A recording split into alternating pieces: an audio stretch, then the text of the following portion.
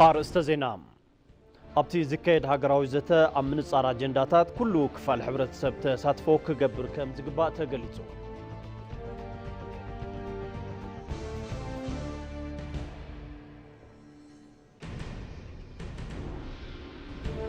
كنتيبا محدار كتما أديس أبا داني شاببي أب سرحة لوطي بوليس أديس أبا عودة الساليتان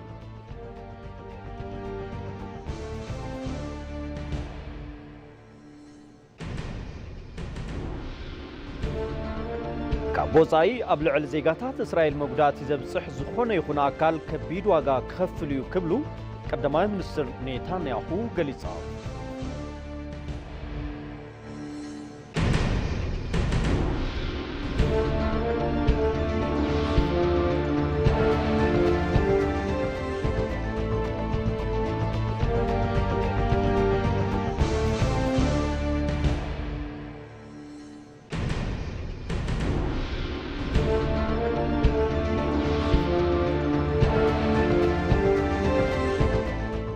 أديس أبا كابز مدبرو استوديو إتيبي عزوز سلامتنا تقبلوا كبرات تختاتلتين الساعة زستدالو زيناتات حزنا لكم قريبنا لنا زيناتات جيتات شوالهم ساقم كسان حيم دحر زحات على المساقاريت كن راحة بينا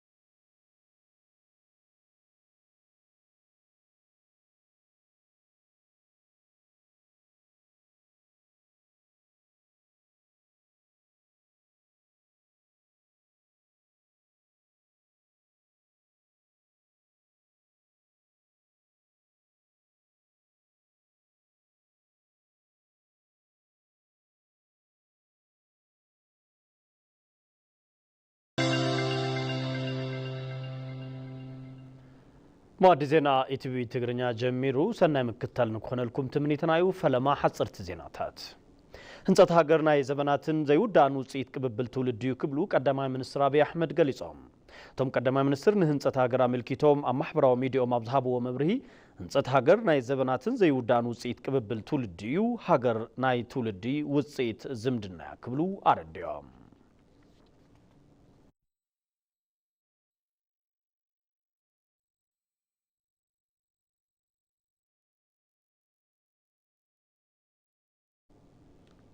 بريزيدنت كاف دكتور دانت كاف باتريس موتسيبي أديس أبا أتيم بريزيدنت فيدريشن كعصو غري أفريقيا كاف باتريس موتسيبي دكتور أديس أبابا أتيم باتريس موتسيبي أب إثيوبيا بزكايد مبل 46 حفشاو قباية كاف نمستافيوم نابا أديس أبا أتيم توم بريزيدنت أب عالم لخم عرفون فرتبولو انتبسحو منستر قدات وصاي فيدري قديون تيموتيوس منستر بهالن سبورت شويت شانكان كالوت لعلوت حالف تسراح منقستن أكباب لاغيروم لهم مبل 46 حفشاو قباية كاف كاب لومي جميرون تختاتل تسلسة معالتات أب أديس أبا كم زكايد كاب منستر قدات وصاي زرخمنا أيو حبريتام أرديو اللهم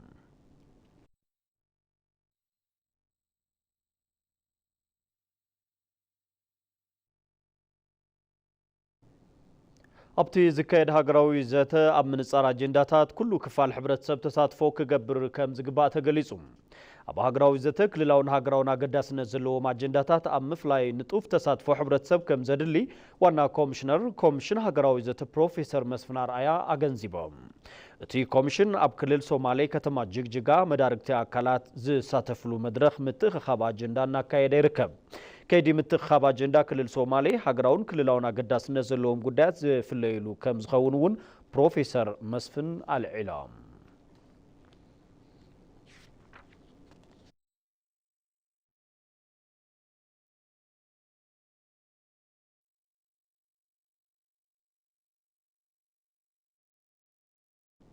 ከንቲባ ምሕዳር ከተማ አዲስ አበባ አዳነች አቤቤ ኣብ ስራሕቲ ለውጢ ፖሊስ አዲስ አበባ ዑደት ኣሳሊጠን ኣብቲ መርሃ ግብሪ ዑደት ላዕለዎት ሓለፍቲ ስራሕ ምምሕዳርታ ከተማ ከም ዝተረኸቡን ሓበሬታ ፖሊስ ታ ከተማ ኣመላኺቱ።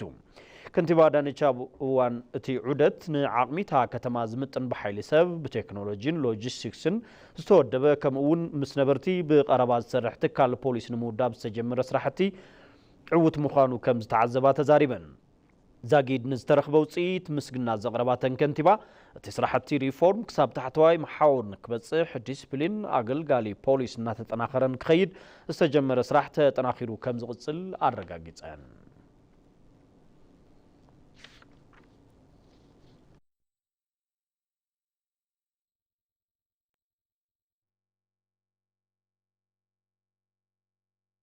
أمكتل ما دزينا يتبي تقرني أخم تركبوا كبرات تغتاتلتي بزرزرنا بزحرنا يوم زيناتات كنسجرنا حزون مسانا تصلحهم تكبر ريفورم ماكرو إيكونومي أب مسألة المعات شبوت لو تي كمزج مقالو من سير كتمان مسألة المعاتن قليت لهم ذهب ياسين توساق حيزالام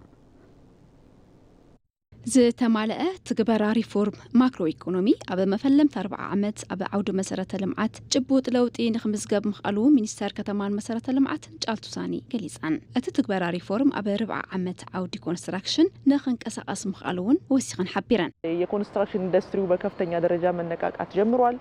ይሄ የሆነበት ዋነኛው ምክንያት ኢንዱስትሪ ኮንስትራክሽን ብልዑል ብርኪ ይነቃቃሕ ኣሎ። እዚ ዝኾነሉ ምክንያት ምሕልኻት ኢንዱስትሪ ዝኾኑ ምስ እታወት ዝነበረ ፀገም ስራሕቲ ተሰሪሖም እዩ። እቲ ሓደ ፀገም ዝነበረ ሲሚንቶ እዩ። 50 ሚታዊ ዝኸውን ድሌት ዘማልእ ለሚ ናሽናል ሲሚንቶ ፋብሪካ ኣመሪቕና ኢና። ብጣዕሚ ኣብ ቀረባ መዓልትታት ናብ ዕዳጋ ከም ዝኣቱ ኢና ተስፋ ንገብር። እዚ እውን ዝንክዮ ፅዕንቶ ቀሊለ ይኸውንን ኣብቲ ዓውዲ ዘለዉ መሰረታዊ ዝበሃሉ ጉዳያት ብልዑል ብርኪ ክፍትሑ እዮም ኢልና ንሓስብ። ኣብ ዓመት 34 ሚሊዮን ሲሚንቶ የድልየና እንተኾነ ግና ካልኦት ዓበይቲ ዓውድታት ኣብቲ ዓውዲ ንኽሳተፉ ብውልቀ ሴክተራት ነበረታት ኢና። ጎና ጎኒ ፊኒሽንግ ማቴርያል ካብ ደገ ብበዝሒ ዝኣቱ ዝነበሩ ኣስታት 9 ሚታዊ ዝኾኑ ኣብ ውሽጢ ዓዲ ንኽምረቱ ስለ ዝኾነ ነዚ ዓቕሚ ምስ ዝተፈላለዩ ሚኒስተር ቤት ዕዮታት ብምትሕብባር ናብ ዕዳጋ ንኽኣቱ ይግበረሉ ለውጥታት እውን ኣለዉ።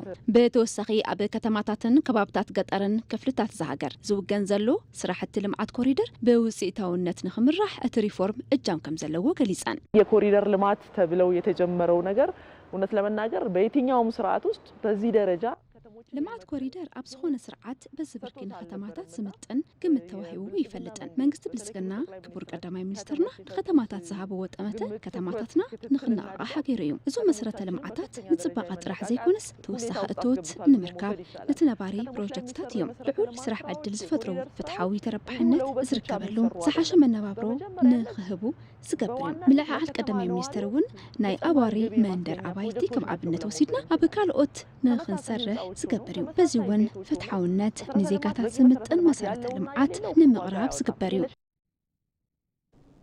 ምጅማር ቻናል ኣፋን ኦሮሞ ርክብ ህዝቢ ዘጠናኽር ምዃኑ ተገሊጹ። ሓበራዊ ዛንታ ንምህናፅ ዝግበር ፃዕሪ ዘዕውት ምዃኑ ድማ ብማዕርግ ሚኒስትራት ተሓባባሪ ስርዓት ህንፀት ዲሞክራሲ ዶክተር ቢቄላ ሁሪሳ ገሊፆም። ንፀብጻብ ጌታቸው ባልቻ መርሃ ሰላም መረሳ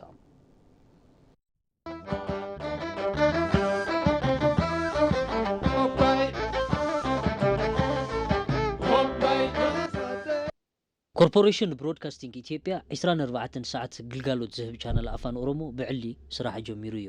እቲ ቻናል ዕድመ ዝተገበረሎም ላዕለዎት ሓለፍቲ መንግስቲ ፌደራል፣ ሓለፍቲ ስራሕ፣ ዕዱማት ኣጋይሽ፣ ኣመራርሓታት ኮርፖሬሽን ብሮድካስቲንግ ኢትዮጵያን ሰራሕተኛታትን ኣብ ዝተረኸቡሉ እዩ ምጅማር ስራሕ እላው ዝተገብረ። ብቋንቋ ኦሮምኛ 24 ሰዓት ፈንዎ ዘለዎ ቻናል ምኽፋቱ ከም ሃገር ሓበራዊ ዛንታን ምህናፅ ዝዕመም ዘሎ ተግባር ዘጠንክር ምዃኑ ኣብ ቤት ፅሕፈት ቀዳማይ ሚኒስተር ብማዕርግ ሚኒስተር ኣተሓባባሪ ህንፀት ስርዓት ዲሞክራሲ ዶክተር ዶክተር ቢቂላ ሁሪሳ ገሊጾም እዮም።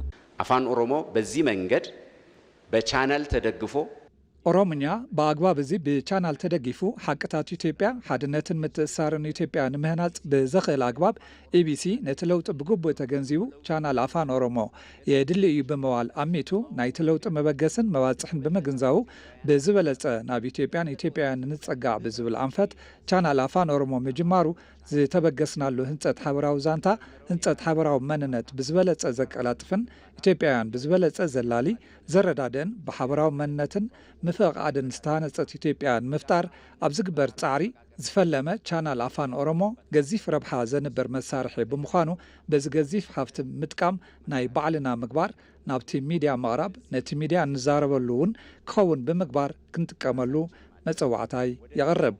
እቲ ቻናል ዝተጣየሸሉ ዕላማ ብግቡእ ንኸፈጽም መንግስቲ አድላይ ሓገዝ ከም ዝገብር ዶክተር ቢቂላ ሁሪሳ ተዛሪቦም እዮም። የፌደራል መንግስት ይህ ቻናል እዚ ቻናል ትፅቢት ብዝግበረሉ አግባብ ሓላፍነቱ ክዋፅአን ንህንፀት ኢትዮጵያ ተቐንዲ መሳርሒ ኮይኑ ክረብሕ ኢቢሲ ብኩሉ ሸነኽ ሃገር ተንቀሳቂሱ ሓቅታት ኢትዮጵያ ታሪክ ኢትዮጵያ ዛንታታት ኢትዮጵያ ናብ መራኸብቲ ሓፋሽ ብምውፃእን ሓበራዊ ዛንታ ንምህናፅ ኣብ ዝግበር ጻዕሪ ምንም ከዓገቶ ብምንቅሳስ ብቻናል አፋን ኦሮሞ ንኢትዮጵያውያን ደጊሙ ብምልላይ ሓድነታ ዝሓለወት ኢትዮጵያ ንምፍጣር ኣብ ዝግበር ጻዕሪ መንግስቲ ፌደራል ካብኡ ትፅቢት ዝግበር ግደ ክዋፅእ እዩ። ሕዚ እውን ደጊመ ደጋጊመ ከምስግነኩም ይፈቱ እንኳዕ ሕጎሰኩም። ምጅማር ቻናል አፋን ኦሮሞ ኮርፖሬሽን ብሮድካስቲንግ ኢትዮጵያ ርክብ ህዝቢ ኢትዮጵያ ዘጠናኽርን ንሃገር ተወሳኺ ድምቀት ዝፈጥር እዩ ዝብሉ ድማ ሓላፊ ዘፈር ፖለቲካ ፓርቲ ብልጽግና ጨንፈር ክልል ኦሮሚያ አይተ ነመራ ቡሉ እዮም። ሚዲያን ኢቲቪ ቻናል ኢቲቪ አፋን ኦሮሞ በነሙንሳ ቻናል አፋን ኦሮሞ ኮርፖሬሽን ብሮድካስቲንግ ኢትዮጵያ ምኽፋቱ ንሃገርና ተወሳኺ ድምቀት ዝፈጥርን ርክብ ህዝቢ ኢትዮጵያ ዘጠናኽርን እዩ። ዝተጀመረ ህንጸት ስርዓት ዲሞክራሲ ዘጠናኽር እውን እዩ። ማሕበረሰብ ኦሮሞ ጥንክርቲ ኢትዮጵያ ብምፍጣር መዳይ ምትእስሳር ህዝቢ ኢትዮጵያ ክሰጥም ገዚፍ ግደ እንዳተፃወተ ዝርከብ እዩ። ኦሮምኛ ካብ ሃገርና ብተወሳኺ ኣብ ጎረባብቲ ሃገራት ይዝረብ እዩ። ብመንጸር እዚ ቻናል አፋን ኦሮሞ ኮርፖሬሽን ብሮድካስቲንግ ኢትዮጵያ ኢቢሲ ደው ሰጊሩ ብብርካ አህጉርን ዓለምን ተጠላቢ ክኸውን ይገብሮ። ሃገር ለኸ ለውጢ ጉሁድ ካብ ዝኾነሉ እዋን ትሒዙ መንግስቲ ጠመተ ካብ ዝገበረሎም ስራሕትታት ውሽጢ ሪፎርም ዘፈር ሚድያ እቲ ሓደ ምዃኑ ኣይተነመራ ቡሊ ሓቢሮም እዮም። ቻናል አፋን ኦሮሞ ኮርፖሬሽን ብሮድካስቲንግ ኢትዮጵያ ህልው ኩነታት ኢትዮጵያ ንምጽራሕ ተወሳኺ ዓቕሚ ዝፈጥር ምዃኑ ዝገለጹ ድማ ዋና ዳይሬክተር በዓል መዚ መራኸብቲ ሓፋሽ መሐመድ ኢድሪስ እዮም። የአፋን ኦሮሞ በሬዲዮ ቋንቋ አፋን ኦሮሞ ኣብ ሚድያ ግልጋሎት መሃብ ዝተጀመረ በ1929 ዓመተ ምህረት ከባቢ እዩ። ብጣዕሚ ነዊሕ ግዜ ዝገበረ እዩ። ኣብ ቴሌቪዥን ግልጋሎት መሃብ ዝጀመረ ኣብ ቀረባ እዋን ሓፂር ታሪክ ዘለዎ ዝተገለጸ ከም ዘሎ ኣብ ቻናል ቋንቋታት ንጥፈታቱ ውስን ግዜ ተሓንፂፅሉ ይተሳለጥ ዝነበረ እዩ። እዚ ምዃኑ ህልው ኩነታት ኢትዮጵያ ንሰፊሕ ክፋል ማሕበረሰብ ተበፅሓ ክኸውን ይገብር እዩ። እዚ ዝበረታታዕ እዩ። ኣብ ቀጻሊ እውን ብካልኦት ቋንቋታት እውን ትፅቢት ንገበር። ቻናል አፋን ኦሮሞ ኮርፖሬሽን ብሮድካስቲንግ ኢትዮጵያ ዜና፣ ትምህርታውን መዘናግዒ መደባት ከምኡ እውን ብርክት ዝበሉ ካልኦት ትሕዝቶታት ንተመልከት ከም ዝፍንው ተፈሊጡ ኣሎ።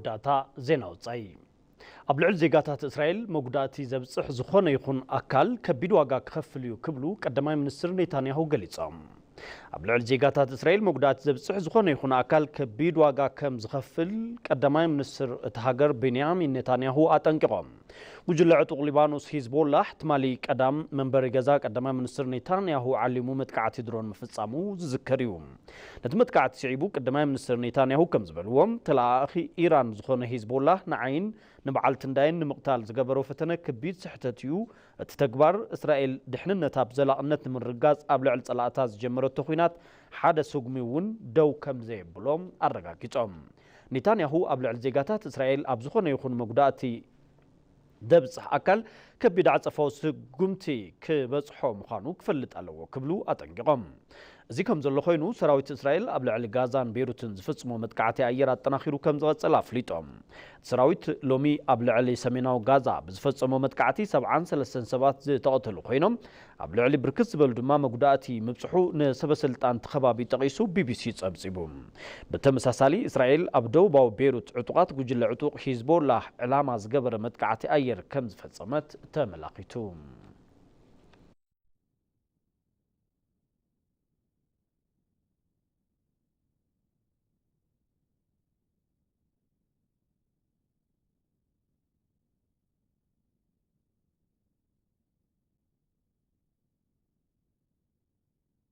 ክብራት ተኸታተልቲ ዜናዊ መሰናዶና ቅድሚ ምዝዛምና ቀንዲ ነጥብታትና ክነዘኻኽረኩም ኣብቲ ዝካየድ ሃገራዊ ዘታ ምንጻር ኣጀንዳታት ኩሉ ክፋል ሕብረተሰብ ተሳትፎ ክገብር ከም ዝግባእ ተገሊጹ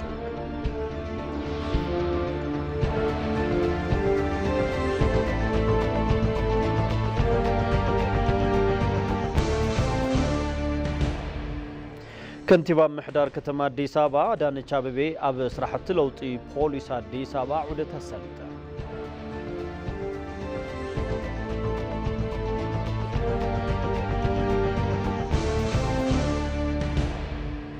قبل علي زيغات إسرائيل مقدات إذا بصح زخون يخون أكل كبيد واقع كخفلو يكبلو قدما من السر نيتانياهو قليصا